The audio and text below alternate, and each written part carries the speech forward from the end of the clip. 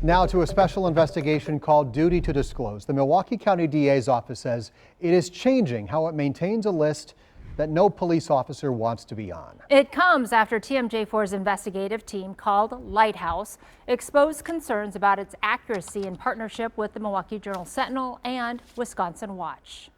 Well, we want the process to work as perfectly as possible, and on occasion it doesn't. And when it doesn't, we have to address it. We're talking about the Brady list. It tracks about 200 current and former police officers who have credibility concerns because of past crimes, untruthfulness, or other integrity issues. When a Brady list officer is called to testify in court, that information must be disclosed to defendants and their attorneys. It's required due to a U.S. Supreme Court ruling, Brady versus Maryland. Tonight, Lighthouse reporter Ben Jordan finds out who's been added to the list in the last year and what's being done to better track these officers.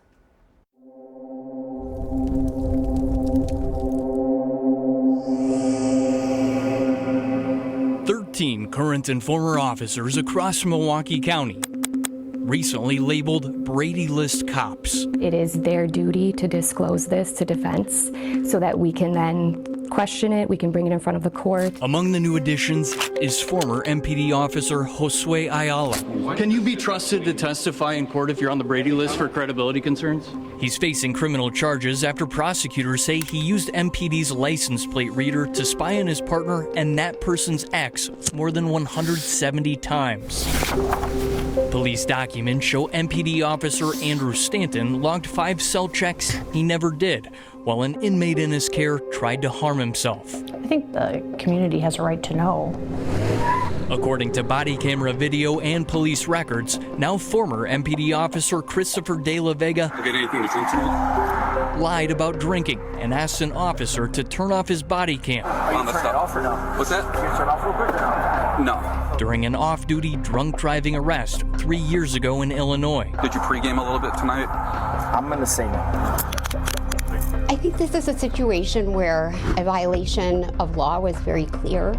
And MPD officer Ference Barton was internally investigated after he was accused of firing shots while off-duty after another driver cut him off. Public defenders who represent defendants say they've seen a difference since we started reporting on the Brady list. Have you noticed any changes to how the DA's office provides Brady disclosure referrals to your office?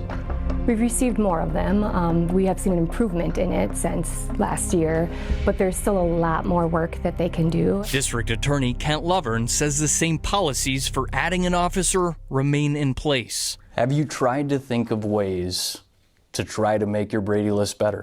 Well, I think we have in terms of having more eyes on it. I think that has improved it.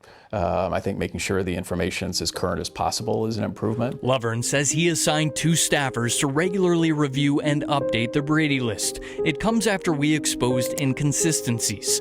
On the first list we received in 2024, 5 officers on it were dead, and the employment and allegation columns of the DA's spreadsheet largely missing.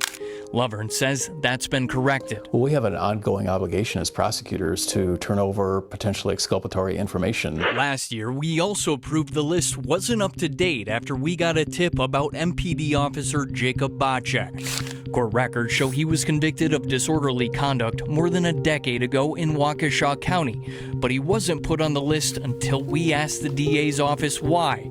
Lovern says MPD failed to notify them. Something that should have been disclosed a long time ago. It's up to law enforcement agencies to alert the DA's office of internal integrity violations. Has MPD made any changes to how it notifies the DA's office of potential Brady material? No. Do you think any improvement could be made?